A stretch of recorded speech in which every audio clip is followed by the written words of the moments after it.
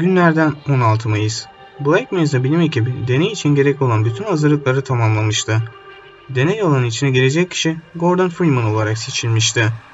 Gordon Freeman, MIT'den mezun olan ve teorik fizikle doktora yapmış bir bilim insanıdır.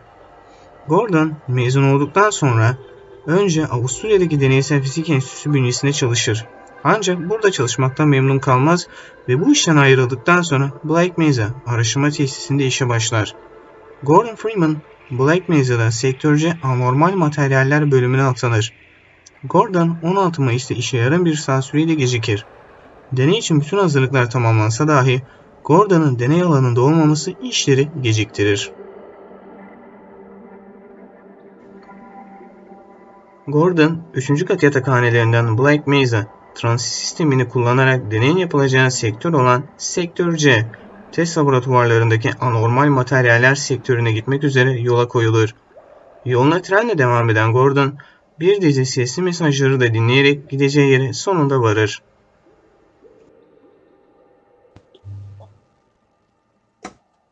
Bu tren 3. kat yatakhanelerinden gelip Sektör C deney laboratuvarı ve denetim ünitelerine gitmektedir.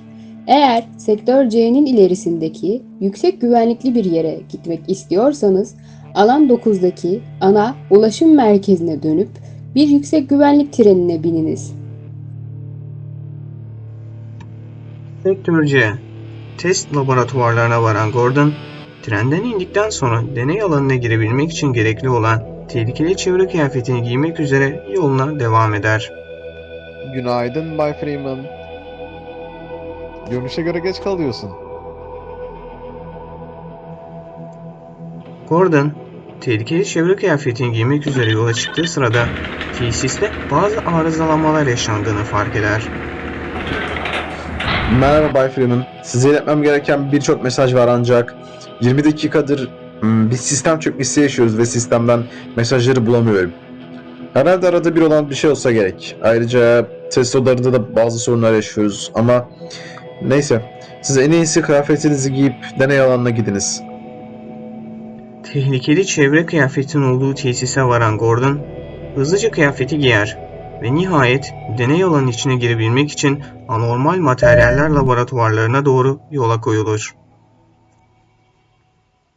Tehlikeli çevre kıyafeti veya diğer adıyla HEV Mark IV kıyafeti, Black Mesa araştırma tesisinde bütün vücudu kaplayacak şekilde geliştirilen ve kıyafeti giyen insanı ortamdaki tehlikelerden korumayı amaçlayan bir tür giysidir. HEV Suite, Freeman'a özel değildir.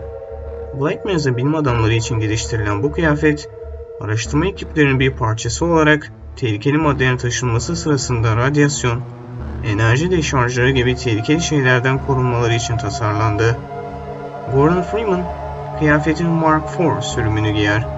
Black Mesa güvenlik görevlileri de bu kıyafetteki benzer korumaların olduğu zırhlı yelekleri ve kaskları giyerler. Gordon Freeman tarafından giyilen HEV Mark IV giysisinde yerleşik bir el feneri, Geiger sayacı, morfin yöneticisi, büyük mesafelerde atlamalara izin veren isteğe bağlı bir uzun atlama modülü bulunur. Ayrıca giyside sağlık durumunu ve silah mühimmat kullanımını gösteren bir tür uyarı ekranı da bulunur. Ek olarak kıyafet, Black Mesa'da HEV şarj cihazlarında şarj edilebilen elektriksel olarak sertleştirilmiş bir zırh enerji kalkanı sistemine sahiptir. Elbise, kullanıcının sağlığını ve yaşamsal belirtilerini sürekli olarak izleyen, kullanıcının durumundaki herhangi bir değişikliğe tepki veren, yatıştırıcı bir kadın bilgisayar sesi de içerir. HAV Mark IV koruma sistemine hoş geldiniz. Tehlikeli çevre koşullarında kullanım için geliştirilmiştir. Gordon, nihayet anormal materyaller laboratuvarlarına ulaşır. İlk olarak kontrol odasına uğrayan Gordon, burada Dr. Isaac Kleiner ile karşılaşır. Oh Gordon, işte buradasın. Biz de tam şimdi Kristal'i test odasına gönderdik. Dr. Isaac Kleiner, Black Mesa'nın önemli bilim insanlarından birisidir. Işınlanma ve boyutlar arası seyahat üzerine önemli çalışmalar yapmış bir bilim insanıdır. Gordon Freeman'la tanışmaları Black Mesa'dan önce gerçekleşmiştir. Kendisi, Gordon Freeman'ın mezun olduğu MIT'de profesörlük yapmıştır. Kısa bir sürede Freeman'dan etkilenen Dr. Isaac Kleiner, Freeman'ın akıl hocası olmuştur. MIT'den sonra Black Mesa'da çalışmaya başlayan Isaac Kleiner, Sektör C test laboratuvarları bölümüne atanmıştır. Freeman'ın Black Mesa'da çalışmaya başlamak gibi bir niyeti olduğunu öğrenen Isaac Kleiner, Black Mesa sivil işe alım bölümüne Freeman'ı tavsiye etmiştir. Kleiner'ın tavsiyesi üzerine Gordon Freeman Black Mesa'da işe başlamıştır. Dr. Isaac Kleiner, Freeman'ın Black Mesa'da işe girmesini sağlayan kişinin ta kendisidir. Dr. Isaac Kleiner, Freeman'a test odasına kadar eşlik etmek ister. Bu sırada bir diğer iş arkadaşları olan Eli Vance ile karşılaşan ikili, burada küçük bir sorunla karşılaşırlar. Selamlar İlay. Günaydın Isaac. Bu sabah seni iyi bulacağıma inanıyordum. Burada olmana sevindim. Son dakikalarımızda biraz tuhaf oluyor. Çabuk, durum kritikleşiyor. Deneyin artan gerginliği nedeniyle gerçekleşen bu küçük patlamadan sonra Isaac Kleiner ve Eli Vance, Gordon'un test odasına gitmesini istediler. Kendileri ise patlamanın gerçekleştiği ekipmanı teşhis ve tamir etmek için odada kaldılar. Eli Vance, Isaac Kleiner gibi Black Mesa'nın önemli bilim insanlarından birisidir. Kendisi Harvard Üniversitesi mezunudur ve bir fizikçidir.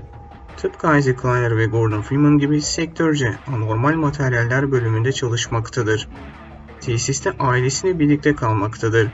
Eşi Asian Vance ve kızı Alex Vance ile. Isaac Kleiner, Eli Vance'in tesisteki en yakın arkadaşlarından birisidir. Test odasına varan Gordon, burada iki bilim insanının deney hakkındaki tartışmalarına şahit olur. Korkarım ki bugün standart analiz prosedüründen biraz sapıyoruz. Evet ama iyi bir sebeple. Bizim için nadir bir fırsat söz konusu. Bu şimdiye kadar gördüğümüz en saf kristal örneği. Ancak potansiyel olarak da en dengesizi. Bak, standart yerleştirme prosedürlerini takip ettiğimiz sürece her şey yolunda gidecek. Bunu nasıl söyleyebildiğini bilmiyorum ama herhalde bir rezonans çağlayan senaryosu olasılığı çok düşük. Bunu kabullenmeliyim ancak yine de kendimi rahat hissetmiyorum. Tamam, artık yeter. Yönetime hiçbir şeyin ters gitmeyeceğinin güvencesini verdik. Test odasına giren Gordon, antikütle spektrometresine yaklaşır. Antikütle spektrometresi, kristal örnekleri gibi egzotik materyalleri analiz etmek için kullanılan bir tür ekipmandır. Black Mesa bilim ekibi, Gordon'a her şeyin normal bir seviyede olduğunu söyler. Kontrol paneline ulaşan Gordon, antikütle spektrometresini çalıştırmak için düğmeye basar. Antikütle spektrometresi normal koşullarda %90 seviyesinde bir güç ile çalıştırılıyordu. Ancak bugün özel güç seviyesi %105'e çıkartılmıştı.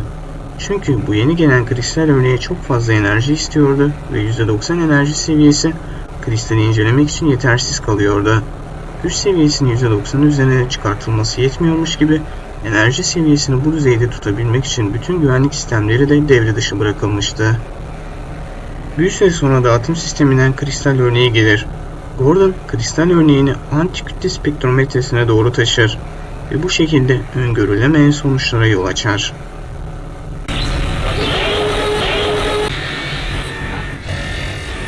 Gordon, krişelerden uzaklaş. Aman tanrım, kapat şunu. Tamam, atıyorum. Birisi Gordon oradan çıkarsın ve şu lanet şeyi kapatsın. Kapatmaya çalışıyorum. Hayır, kapanmıyor. Hey! Şuraya bak. Hayır!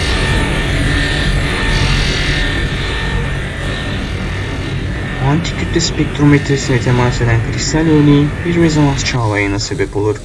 Rezonans çağlayı dehşet verici bir kuantum olayıdır. Bu olay 16 Mayıs'a Black Mesa kompleksinde dehşet verici olaylara sebep olur.